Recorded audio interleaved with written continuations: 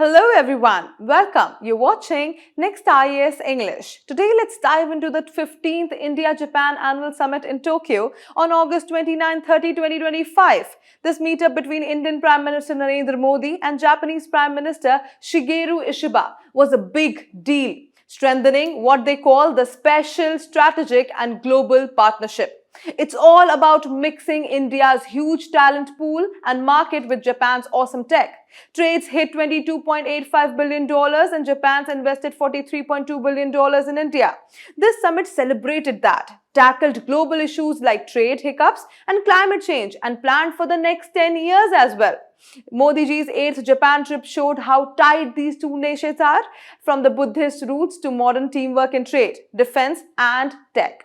Now, let's talk about Prime Minister Modi, how he wraps up. So, on August 30, Prime Minister finished his Japan visit and he thanked Prime Minister Ishiba for the warm vibe. They signed 13 deals, including a 10 trillion yen investment pledge from Japanese businesses from India over a decade. Modi ji also said that this partnership is win for the Indo-Pacific and beyond. After a cheerful send-off, the Indian community chanted, Modi-san. He jetted off to Beijing for the Shanghai Cooperation Organization Summit on September 1 and 2.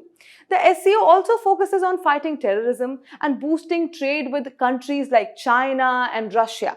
Modi ji's quick switch from Tokyo to Beijing actually shows that India has a knack for balancing these global friendships. Now, let's talk about what exactly happened in Japan. So, Modi ji arrived in Tokyo on August 29. He was greeted with a guard of honor and cool cultural performances by the Indian diaspora. The Daruma doll was gifted from a temple priest, which also set a lucky tone to the summit. The summit kicked off with deep talks between Prime Minister Modi and Prime Minister Ishiba. They talked on trade, they talked on defense, tech, ending with a chill dinner where they tackled global challenges. Their joint statement, Partnership for Security and Prosperity for Our Next Generation, laid out really big plans. Modi ji spoke at the India-Japan Economic Forum. They also pitched India as an investment hotspot. He met former prime ministers as well, and plus all the MPs, chatting about AI, also about health and many more things. A visit to Tokyo's semiconductor factory with Ishiba sir highlighted tech teamwork. On day 2, Modi ji met 16 Japanese prefecture governors also, pushing closer to state-level ties. The 54,000-strong Indian diaspora and events like Expo 2025 in Osaka also got Indian pavilion love. Now, let's talk about how Modi ji had a really cool ride on the bullet train with the Prime Minister Ishiba. A standout moment of this whole thing was Prime Minister Modi and Prime Minister Ishiba riding the bullet train from Tokyo to Sendai on August 30, zooming at 320 km/h. It was a fun showcase of Japan's tech. The Indian community in Sendai went wild and chanted, Modi-san, welcome. The ride tied into talks about Mumbai-Ahmedabad high-speed rail project as well, which was backed by 500 billion yen Japanese loan, showing how this tech could change travel in India. Now, let's talk about what Modi ji dreams. A dream of 7,000-kilometer high-speed rail network. On the bullet train while traveling, Modi ji also shared his bold vision about a 7,000-kilometer high-speed rail network in India. In a Yomiuri Shimbun interview, he said the Mumbai-Ahmedabad line is just about to start. The network would connect cities like Delhi, Mumbai and Kolkata, cutting travel time, boosting jobs and going green. Prime Minister Modi wants Japan's help in the tech and funding, saying we are aiming for a network twice Japan's Shinkansen. It's a big plan to ease city congestion and make India an infrastructure star. Now let's talk about some major topics from the summit. The summit covered tons of topics, making 13 deals.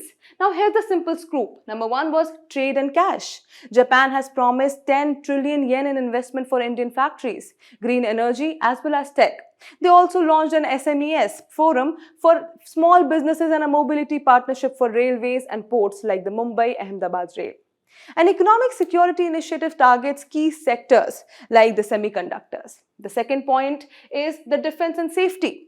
They updated a 2008 security pact for buying defense gear, joint drills like Dharma Guardian, and keeping the Indo-Pacific open.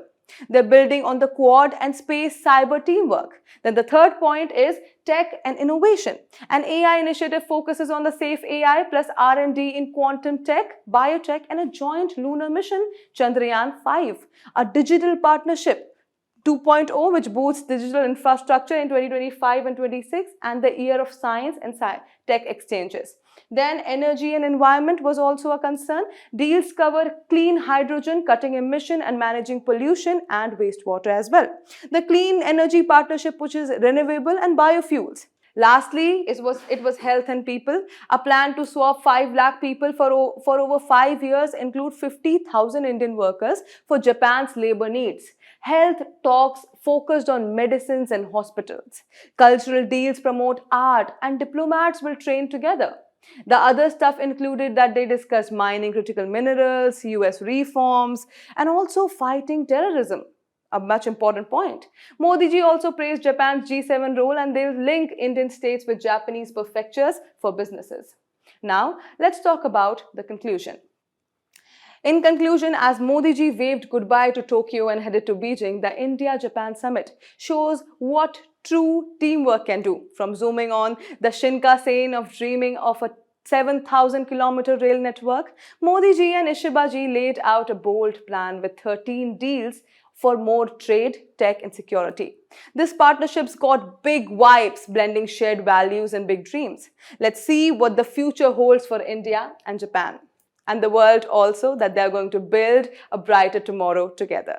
And that's it for today. Thank you so much for watching Next IAS English. We'll see you in another video. Until then, bye-bye. Take care.